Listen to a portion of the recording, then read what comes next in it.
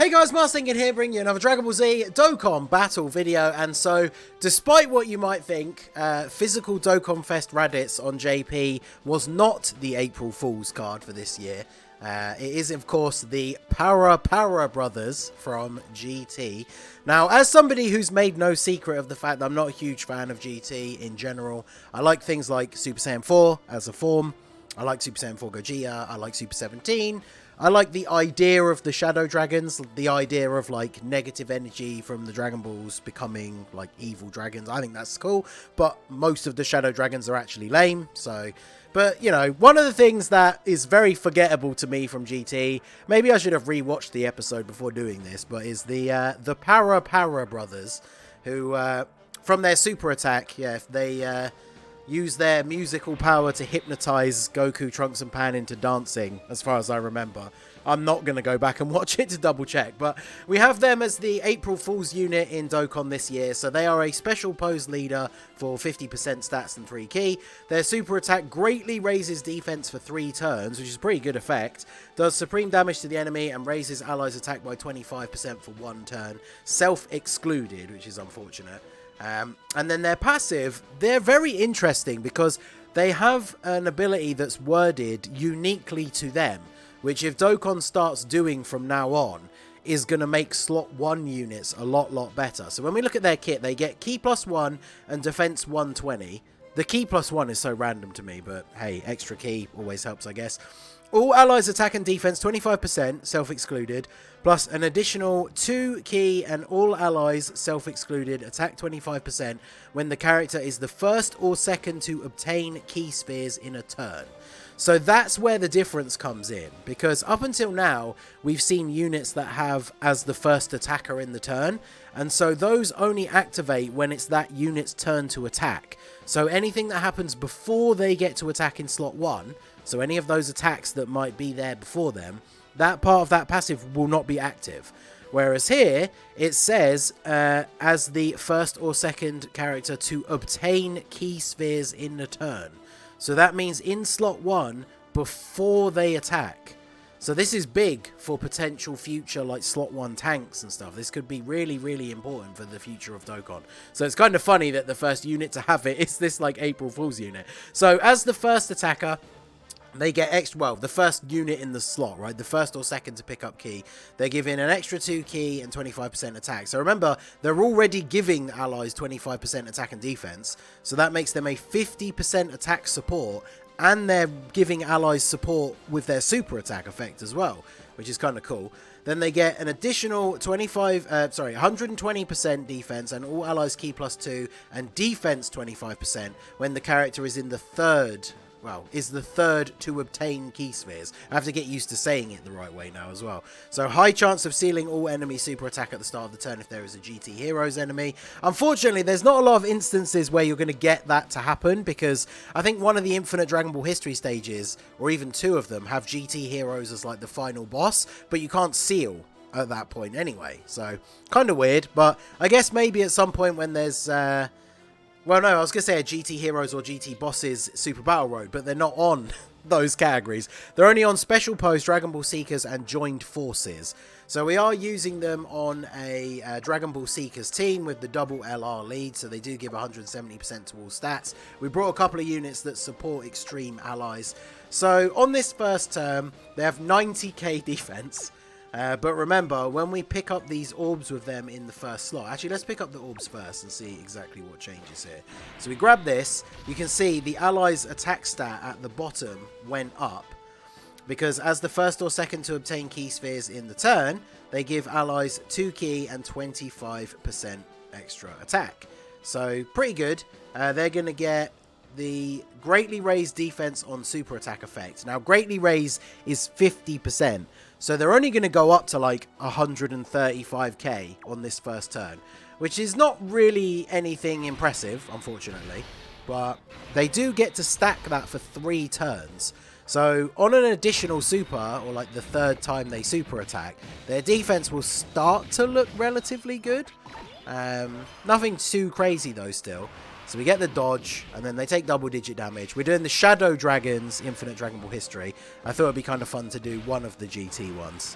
But the other one, the Black Star Dragon Balls one, has the Para Brothers as an enemy. So I thought we would do the Shadow Dragons one instead, just to see how we get on here. So we got B-Pan on the team.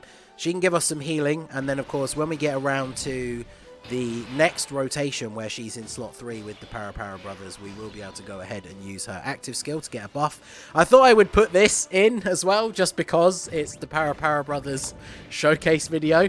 This will have literally no effect on the game whatsoever. I actually now can't even remember what it does, but it will not have any effect on this particular phase. I just thought it'd be kind of funny to use it. So we're going to go ahead and do this. Also, I think off the top of my head, I don't know if I've actually ever used it, and I'm pretty sure there's a mission to use it that just gives you all the film reels back as a reward. So I thought we'd throw it in the video just to have some extra Para Brothers action. Obviously, the GT trio, much better after supering. They're not really a great slot 1 unit, but we just got to get our rotations sorted out here. And we got Toa and the Garlic Jr. all on the team, just because they are extreme class support units. So they're obviously going to be giving a nice buff to the Para Brothers. And then Giru is actually his best link partner, funnily enough. And he is a support unit, so that is going to work out pretty well. So they don't share any links with Garlic Jr., but we are, what are we looking at now? So with their 1 super attack that they got off, and now the support that they're getting from Garlic Jr., they have 160k defense, basically. So I could put these guys in slot 1, but if they crit, they might finish them off. Because I do kind of want to see them take some hits. But I feel like at this point, since we're still early on in the event, like unless it's a super, they're just going to take double-digit damage anyway. So it's probably not that important. So we'll go ahead and do this. So let's see what attack stat they're going to get here. 379,000. I mean, so yeah, they're not designed to be a damage dealing unit, funnily enough. I mean, they only get defense from their passive. All of their support is provided to allies self-excluded, so they're not giving themselves any of these buffs.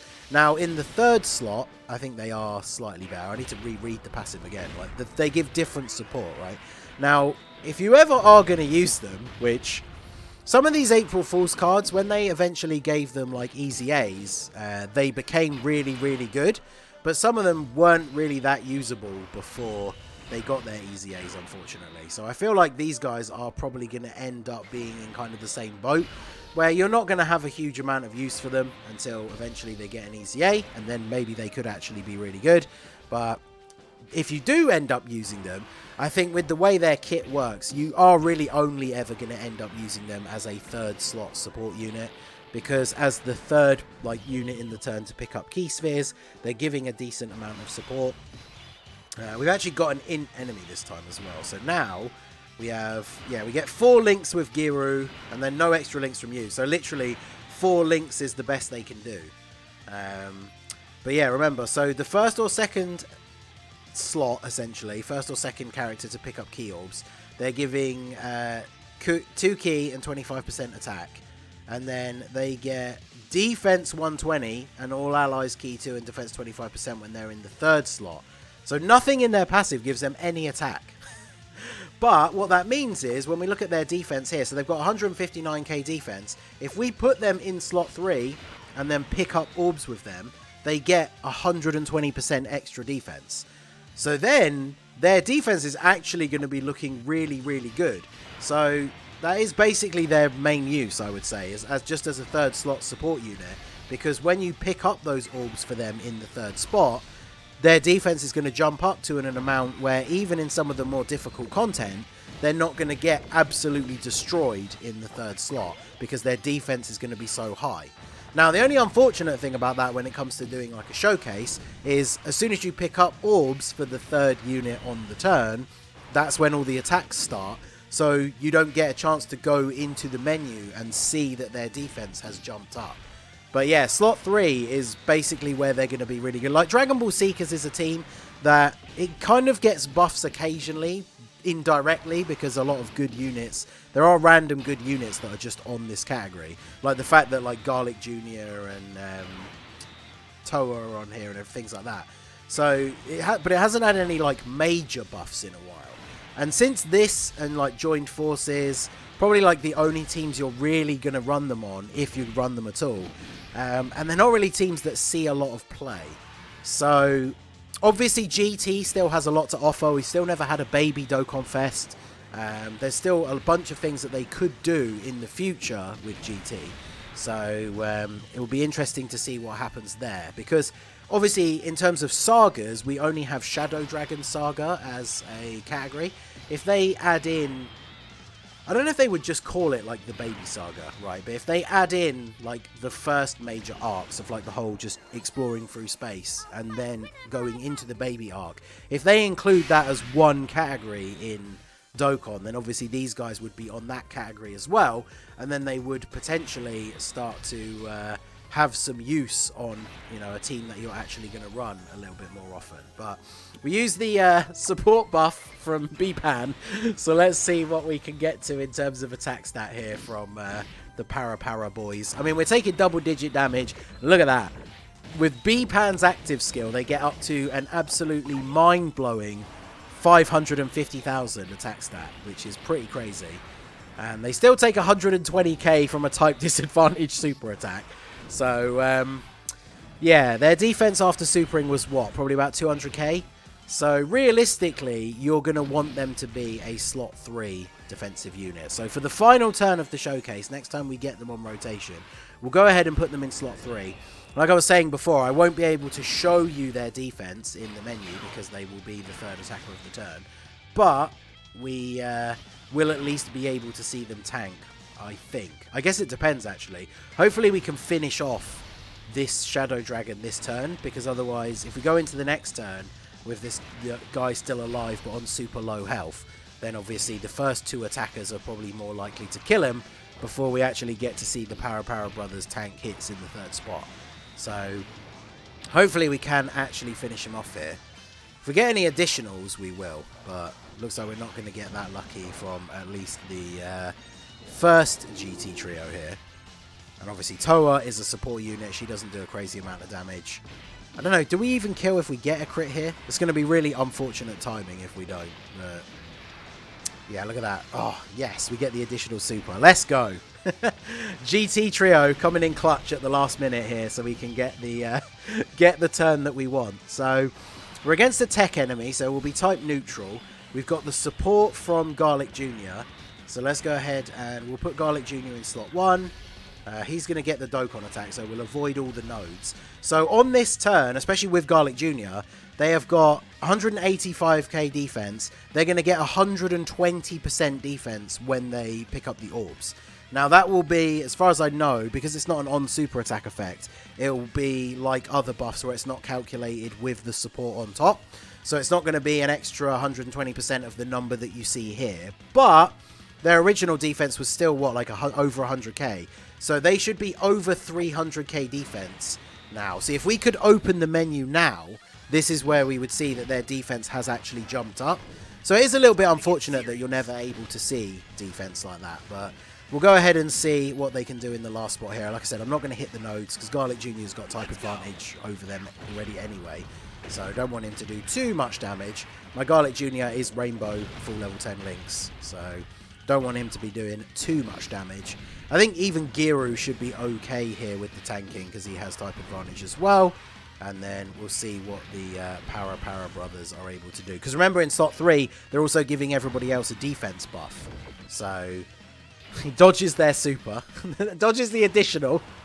And then, yeah, double digits. They don't get supered, but yeah. So, I mean, what can you really say, right? They're an April Fool's card. They're not, I guess they're not supposed to be good, but on these very limited teams that they're on, with the buff that they do get in slot 3, I do think that they could be a very good support unit. Special pose, actually, for like special pose Super Battle Road, maybe, as like a 3rd slot unit.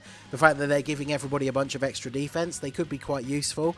But I think the real thing for them is going to be whenever it is in the future that they easy A some more April Fool's units, maybe then they could be a little bit more useful. And as we get more GT stuff, and so we get more GT categories, then maybe they'll have some more options. It's hilarious to me that they're not on Siblings Bond, but obviously once we saw the unit, I think it's because they have Goku, Trunks, and Pan in their super attack effect. So obviously we see things like with, you know, the Vegeta and Bulma. Bulma's in the card art, and she's in the counter animation, but the card is just Vegeta, but he's not on, like, Pure Saiyans, because Bulma is there. The GT Super Saiyans are on Grade 8 power, even though they only have Grade 8 power in their active skill.